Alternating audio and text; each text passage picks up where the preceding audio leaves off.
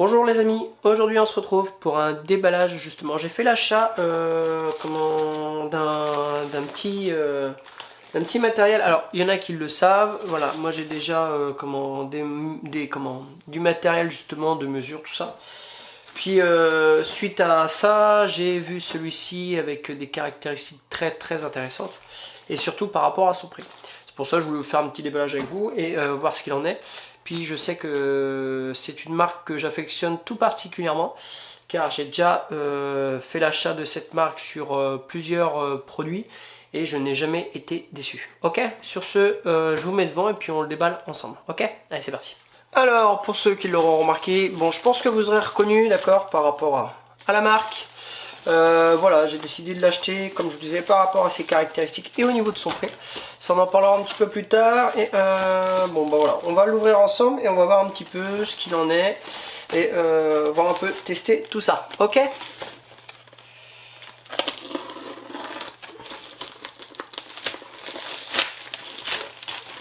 Alors, dans ce pack justement, je vous montrerai un petit peu par rapport à son prix. Voilà, on a plusieurs choses. Ce qui ma foi est très intéressant. On a la pochette, voilà, qui est une pochette de la marque United, voilà, une marque que j'affectionne tout particulièrement pour pouvoir le ranger. Dans celui-ci, à ce que j'ai vu, ils ont mis, on a des embouts, voilà, avec des pinces croco, qui ont l'air de très bonne qualité, jusqu'à du 1000 volts, hein, c'est marqué dessus. On voit que voilà, ça reste du costaud. Ok, on va mettre ça de côté pour le moment, je vais laisser dedans. Ok, la petite sacoche qui va bien pour le rangement. Bon, je pense qu'il y en a qui l'auront compris de toute façon. Le petit, voilà, celui-ci. Alors, celui que je vous présente, c'est le UTI 139. Alors, il y a le A, il y a le B, il y a le C. Et moi, justement, celui que j'ai pris, c'est le UT 139C. D'accord ? Alors on va regarder un petit peu ce qu'il fait. Alors forcément c'est un multimètre qui fait True RMS. Après bah, tout ce qui est capacitance et tout le reste. On verra aussi qu'il fait NCV. Ce qui permet justement de vérifier si on a une haute tension sans pouvoir justement sortir les aiguilles. Voilà, on verra ça, c'est pas mal. En tout cas j'adore leur packaging. Il est vraiment sympa. Quoi dire de plus sinon à part ça? Alors sur celui-ci, alors je pars sur le C, il va jusqu'à du 600 volts, 10 ampères, 60 mégaohms, 99,99 microfarad, jusqu'à du 10 à du 10 mégahertz. Pour ce qui est des températures aussi, bien sûr, parce qu'on va pouvoir regarder ça, il va entre moins 40 et plus 1000 degrés et du moins 40 Fahrenheit jusqu'à du 1832. Voilà, jusqu'à du 60 ampères. Voilà, celui-là c'est un 6000 points, ce qui est très intéressant. Voilà, c'est une catégorie 3 jusqu'à du 600 volts. Ok. Alors, dans celui-ci, on regarde un petit peu ce qu'il en est. Voilà, parfait. Il n'y a rien d'autre. On va mettre ça de côté. Alors, on a justement, alors bon forcément c'est en chinois, mais ça c'est le certificat de calibration. Et puis on va pouvoir le tester ensemble, voir ce qu'il en est, mais en tout cas je sais que je ne serai pas déçu, je sais que ça reste du très bons produits. Ensuite on a la notice, voilà, qui nous permet, alors celle-là, est-ce qu'elle est vraiment qu'en chinois ou en anglais? Je suppose qu'il y a les deux quand même, ou pas du tout? Eh ben non, pas du tout, je crois que, non. Bon, en tout cas, je pense qu'on peut avoir la notice sur internet. Je regarderai au cas où je vous mettrai ça, un lien en bas de la vidéo. Voilà. Bon, après, voilà, ça reste pas compliqué hein, en soi.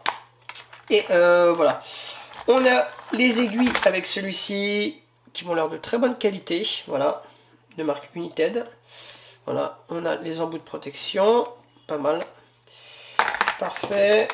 Ok, alors après on a le l'aiguille de température, enfin ce que vous mettez justement pour pouvoir faire des tests. On verra avec l'autre que j'ai ici, voir si cela a une grosse différence ou non. D'accord, on va pouvoir faire des tests sur les deux. Ça tombe bien, j'ai les mêmes embouts. Et le petit pépère qui, quant à lui, alors, ok, parfait, nickel. Peut-être que ça, je pourrais le resserrer. Je pense que de toute façon, je vais regarder parce qu'il va me falloir le brancher. Hein. Voilà, il n'y a pas de pile en soi. Ok, on va pouvoir tester ça. Je regarde si j'ai des piles parce que je ne sais même pas si j'ai des piles. Alors pour ce qui est des piles, hein, c'est des LR6, hein, des piles AA. Ok, au niveau de l'arrière justement, vous avez les encoches pour l'emplacement. Alors, vous trompez pas. Parfait. Ok. Nickel. Voilà, parfait. Ok. Je vais remonter un peu l'ISO. Voilà, là vous allez mieux voir. Tout à l'heure, il y avait pas mal de jeux. Voilà, le fait de l'avoir resserré. Ah, nickel. Ok, parfait. Bon, je vais enlever le plastique de protection. Et voir un peu ce que ça vaut par rapport à mon Fluke. Alors, bon, on va pas trop comparer non plus, hein, mais... Mon Fluke... je kiffe mon petit Fluke. Mais voilà, par rapport au prix, j'ai trouvé ça vraiment très intéressant. Sachant que, bon, là-dedans, on a quand même ça. Le certificat de calibration, d'accord. Bon, mon Fluke, je l'avais aussi, mais c'est pas le même prix. Et la sacoche, voilà, ce que je trouve vraiment pas mal. Voilà, alors ensuite, vous avez pour tout ce qui est au niveau ampérage et milliampères, d'accord. Et nous, après, on va se brancher sur les volts ici et le branchement du COM. Ok, on va tester vite fait un petit truc. Ici, on a tout ce qui est au niveau, alors, je vais regarder. Ok, le bip bip.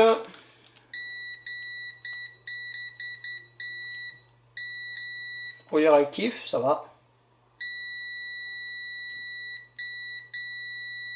Et ça, c'est le test diode que j'utilise moi la plupart du temps. Ok, on va faire des petits tests vite fait. Voilà, celui-là il sonne. Par contre, celui-ci ne sonne pas sur le test diode, d'accord. On va juste avoir le résultat. Alors, je prends déjà des diodes pour essayer. Ok, alors là j'ai du neuf, j'ai un condensateur ici en 2200 microfarad 25 volts.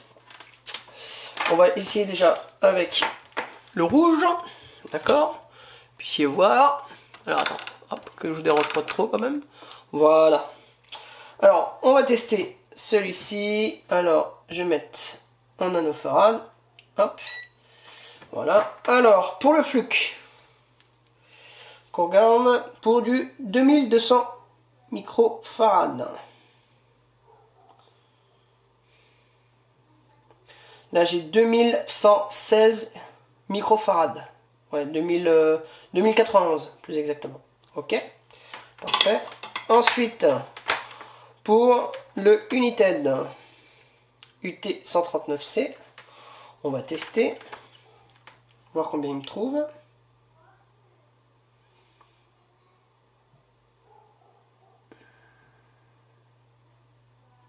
« 2076. C'est pas mal. Ok. Pour lui, c'est d'accord.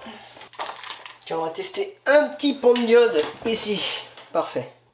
Alors, 450, 450 et 833. Ok. Allez, on va essayer avec l'autre. Parfait. Alors, il faut déjà que je me mette en mode diode. Là, je suis en mode bip bip et en mode diode. 463. 463. Et l'autre, j'avais dit 833. 859. Bon, bah, c'est pas mal. Par contre, c'est vrai que moi, je suis habitué au bip bip en fait sur le Fluke. C'est ça qui est bien. Quand vous êtes bon, il sonne une fois. C'est pour ça que bon, j'adore les Fluke, hein, pour ça ils sont vraiment pas mal. Bon après, hein, c'est pas non plus la même qualité, hein, on va pas se mentir. Mais voilà, pour quelqu'un de lambda, franchement, si vous voulez faire plein de choses avec ça, ça marche super bien, quoi. Vous n'êtes pas emmerdé, hein, ça marche du tonnerre. Alors ici, vous avez une fonction qui s'appelle NESV. C'est une fonction qui permet justement de voir si vous avez du courant sur une prise ou n'importe quoi. Il suffit de le rapprocher. Voilà, je vais vous montrer ça là-bas. Il vous suffit en fait de le prendre et de venir le rapprocher à côté d'une prise ou n'importe quoi. Voilà, et là il va sonner. Vous voyez? Ça c'est vraiment pas mal. Ce qui permet de voir justement si vous avez bien du courant encore dans une prise ou tout autre.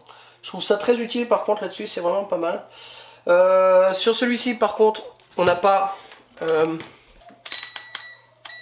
Alors sur celui-ci par contre, c'est pas comme le Fluke. Hein. Le Fluke, on a l'auto-éclairage. Sur celui-là, ce n'est pas le cas. Après au niveau de sa précision, il est quand même pas mal. Après c'est pareil, il va falloir que je regarde un petit peu plus en détail. Bon là après, je vais essayer de vous retrouver quand même la notice au moins en anglais. Si j'arrive à la retrouver en français, ce serait pas mal. Moi je pense qu'on va la retrouver. Mais pour le prix, bah, bien sûr, je vous mets ça ici. Très intéressant. Après c'est pareil, profitez-en. Moi en plus c'est un lien d'affilié que je vous mettrai comme ça. Voilà. Vous ça vous coûte rien, moi ça me fait gagner un tout petit peu. Quoi dire de plus? Alors pourquoi je l'ai pris? C'est vraiment qu'il avait l'air vraiment très très intéressant. Et qui est très très intéressant. Bon après voilà, il va falloir que je continue à le tester. Je vais le tester avec l'alimentation de labo. On va regarder ensemble vite fait ce qu'il en est. Voir au niveau de sa précision par rapport au Fluke. Parce que moi je me réfère surtout à lui en fait. Hein. Et puis tout simplement. Alors bien sûr il fait plusieurs fonctions, tout ce qui est Hertz, NCV, ce que je vous ai expliqué justement. On a aussi alors on a la fonction VFC. Je sais pas du tout ce que c'est. Il va falloir que je regarde un petit peu, je me renseigne parce que je sais pas du tout c'est quoi cette fonction. Je pense qu'il y en a qui le sauront et qui me le diront sans doute dans les commentaires.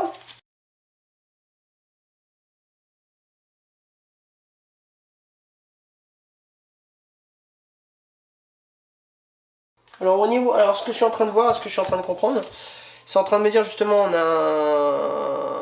on a un bip qui se fait à partir du moment où on commence à prendre une mesure dans une résistance à moins de 10 ohms. Voilà. Si vous êtes à moins de 10 ohms, celui-ci doit sonner. Mais voilà. Après moi je l'utilise surtout pour ce qui est au niveau de la capacitance, le mode diode, le mode bip bip bien sûr, et puis tout ce qui est au niveau de tension, alternatif et continu. Ok, les autres modes, je les utilise pas forcément, mais voilà. Voilà, moi, par rapport au Fluke, qui pour moi est aujourd'hui, voilà, qui est aujourd'hui un de mes multimètres préférés. Après, on voit un petit peu la différence de taille. Bon, il n'y a pas grand chose, hein, celui-là un tout petit peu plus grand quand même. Après, voilà, celui-là c'est quand même un 6000 points. Il offre des. Il offre quand même, alors c'est un trou RMS, il offre quand même il offre des résultats qui sont quand même plus que corrects. Mais on va continuer à faire des tests. On va regarder justement avec l'alimentation de labo, voir un petit peu la différence que j'ai entre le Fluke et lui. D'accord? DC, parfait. Celui-là, ok. Et puis là, on va pouvoir regarder. Alors, pour commencer. Alors, est-ce que vous voyez bien ou pas du tout? Voilà. Ah, là, vous voyez. Comme ça, vous voyez bien les deux. Alors, je vais commencer avec une petite tension. Là, on est en 500 mA, on s'en fout. Du 3,3 volts. Je mets en route. Hop. Et voyons un petit peu. Ok. Alors, 3,299 pour le Fluke. Et on est à 3,296 pour le United, ce qui est pas mal là. Ok, je vais passer à 12 volts. Voilà, 11,98 pour le Fluke et 11,96 pour le United. Parfait. On va passer... Alors attends, hop, on va changer. Je vais mettre à 18 volts. Voilà, 18 volts. Alors celui-là on perd un peu, hein. Là j'ai 17,97, celui-là on est à 17,95, 98 pour celui-ci. Celui-là est quand même beaucoup plus précis au niveau du Fluke. Mais bon après voilà, ça reste raisonnable, on va pas se mentir. Ok, 19,50. Bon, 19,44 pour celui-ci, 19,47 pour celui-ci. Ok. Je vais essayer à 32 volts. Voilà. Alors celui-là, ouais, il est un petit peu moins. Celui-là, on a 31,97 et celui-là, on a 31,93. Bon, ça reste raisonnable, hein, ça reste correct, on va pas se mentir. Voilà, il y a une toute petite différence, mais bon, voilà. Je me dis que bon, c'est plus que correct, suivant surtout pour le prix. Je veux dire, voilà. En plus de ça, on a les pinces croco avec, on a la sacoche, le certificat de calibration, et de plus, en plus, on a la notice. Alors bien sûr, c'est une notice qui est en chinoise, mais je pense qu'on a possibilité. De toute façon, si je la retrouve, vous inquiétez pas, je vous la mettrai en bas de la vidéo à télécharger. Comme ça, vous pourrez directement y avoir accès. Alors, ce qu'on va pouvoir faire maintenant, justement, c'est tester pour la température. Alors, celui-là, pour l'instant, je vais le mettre de côté. Il faut que vous mettiez entre le COM, d'accord, et ici, justement, là où vous avez marqué tension, ohm, hertz et degrés. Faut pas se tromper, le plus ici, comme ça. Voilà. Parfait. Alors, lui, il me dit 32. Bon, déjà une différence. Ok, alors là, avec ma main, on va voir température du corps. 35, 34 pour lui. Ok, celui-là, il est un petit peu plus haut. Ok. Ah, 35, oui. Ok, c'est pas mal. Ouais, 35, 35,2. Hop. Alors après, il y a peut-être des choses qui font que ça fluctue un petit peu. Alors, je vais venir chauffer. Alors j'ai mis la température du pistolet air chaud, alors suivant la soufflerie, tout ça, ça peut jouer, à 405 je crois. Parfait. Et là en soufflerie, je vais mettre à 30. Ok. Et maintenant, on va regarder.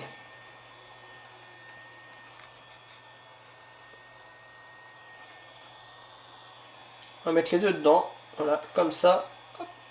Et c'est parfait. Alors tu me dis déjà 309, lui il me dit 260, 280, ça monte. Voilà. Ouais, c'est le contraire maintenant, c'est celui de droite qui est plus... Alors c'est suivant comment on se met en fait. Hein. Alors si je regarde comme ça. Ah ouais, là effectivement, c'est pas la même. Alors 368 pour le United. Voilà. C'est le maximum que j'ai relevé. Alors c'est vraiment comment vous positionnez. Hein. Là voilà, j'ai du 380. Bon, ça a l'air d'aller.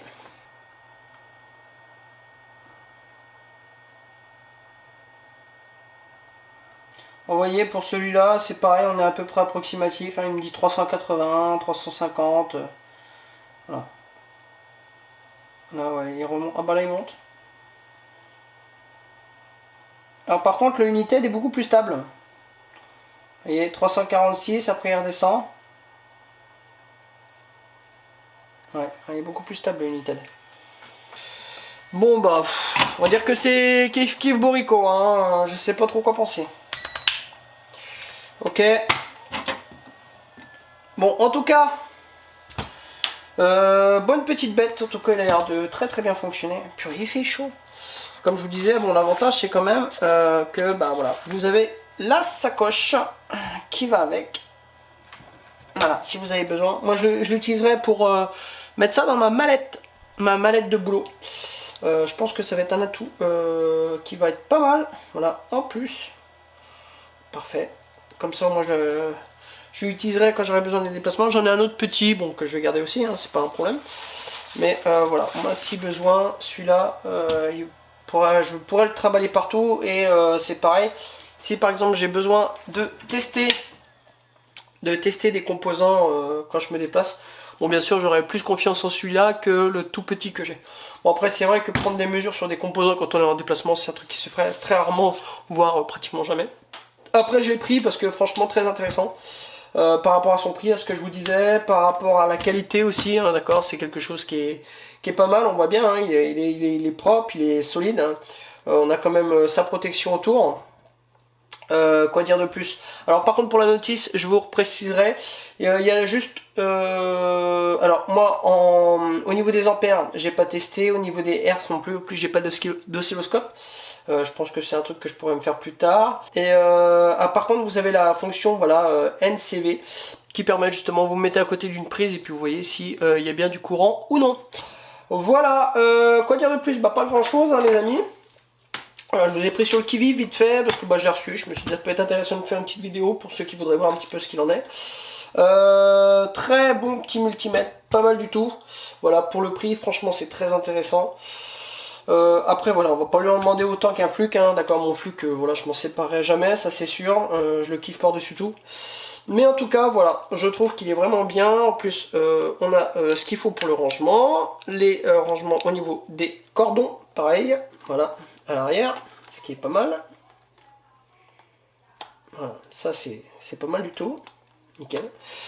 Puis je vais pouvoir le mettre dans sa petite sacoche qui est dédiée à celui-ci. Ça c'est parfait.